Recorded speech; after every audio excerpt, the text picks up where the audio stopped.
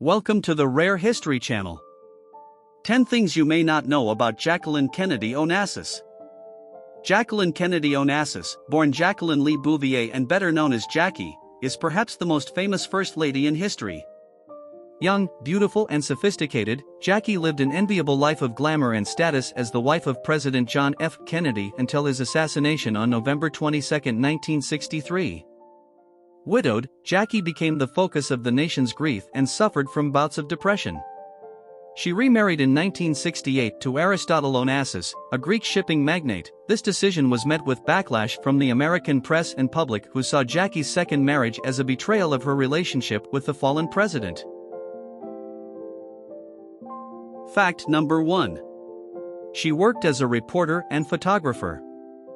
After attending Vassar University, the Sorbonne and George Washington University, Onassis got her first job working as a reporter for the Washington Times-Herald in 1952.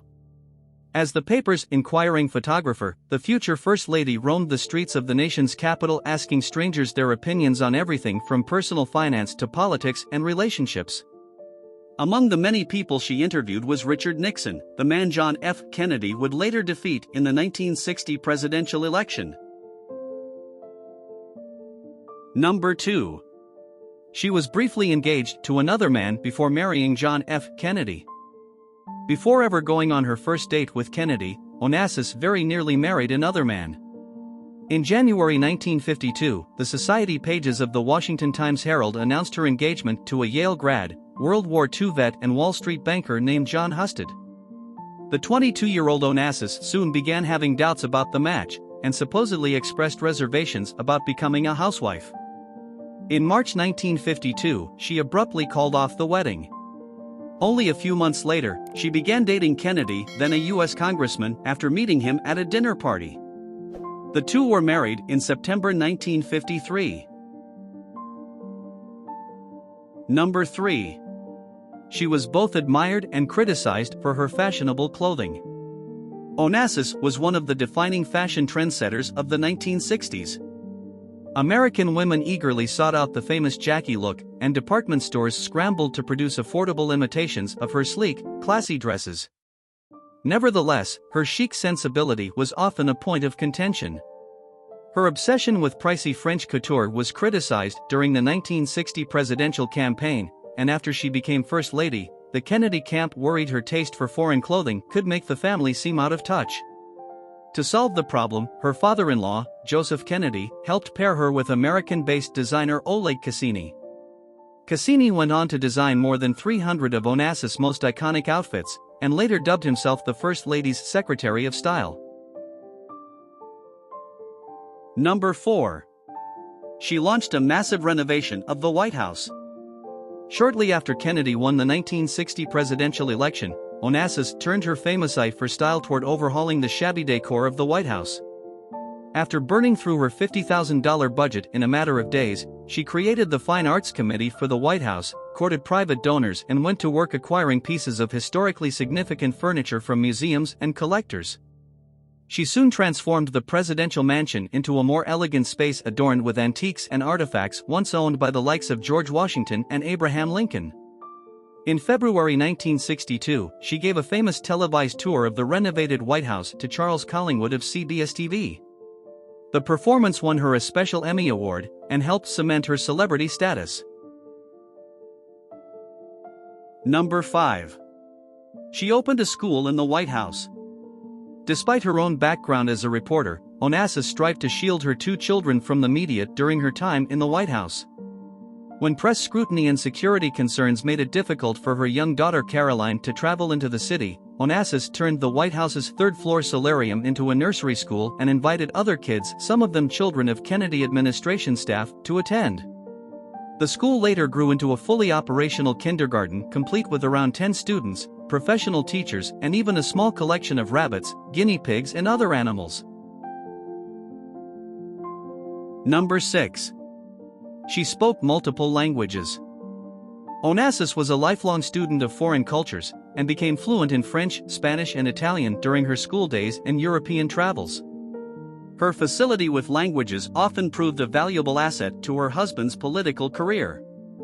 She translated French books on Southeast Asia for Kennedy when he was still in the Senate, and later wowed campaign audiences by speaking French to voters in Louisiana and Spanish in Texas. Following a 1961 visit to France, where Onassis won over the public with her ability to speak the local tongue, her husband jokingly introduced himself as the man who accompanied Jackie Kennedy to Paris. President Lyndon Johnson, no doubt conscious of her fluency in Spanish, later considered making her the U.S. ambassador to Mexico. Number 7. She refused to change her blood-stained pink dress on the day of the JFK assassination. On November 22, 1963, Onassis was sitting alongside her husband when he was killed by an assassin's bullet while traveling in an open car through Dallas. Her iconic pink wool suit was spattered with blood, but the stunned First Lady continued wearing the garment even during Lyndon Johnson's swearing in as the new president. Lady Bird Johnson asked if she wanted a fresh outfit, but Onassis supposedly declined, saying, "Oh no, I want them to see what they've done to Jack." The bloodstained suit is now held in the National Archives, but its matching pillbox hat was lost on the day of the assassination and has never been recovered. Number 8. She was the first to refer to the Kennedy administration as Camelot. In an interview with Life magazine a week after her husband's death, Onassis described his love for Camelot, a musical based on the popular Arthurian novel The Once and Future King. She noted that the president enjoyed playing a recording of the musical's title song, which featured the line, "Don't let it be forgot, that once there was a spot, for one brief, shining moment, that was known as Camelot." After quoting the lyrics, Onassis went on to say, "There will be great presidents again, but there will never be another Camelot." The interview proved hugely popular, and Camelot soon became shorthand for the myth and glamour of the Kennedy administration. Number 9. She won a famous court case against a member of the paparazzi. Following her 1968 marriage to Greek billionaire Aristotle Onassis, Jackie O became a favorite target of the paparazzi. Her most persistent admirer was Ron Galella, a notorious photographer who spent several years trailing her through the streets of New York to get candid snaps of her daily life. In 1973, Onassis sued the paparazzo for harassment and invasion of privacy. After a high-profile trial, she won a court order forbidding him to step within 25 feet of her or 30 feet of her children. Galella paid little attention to the injunction, and even began carrying a measuring tape so he could ensure he wasn't breaking the law.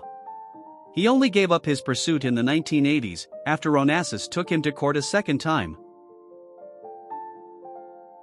Number 10. She was a successful book editor. Onassis had literary ambitions from an early age, and following Aristotle Onassis's death in 1975, she moved to New York to pursue a career as a book editor.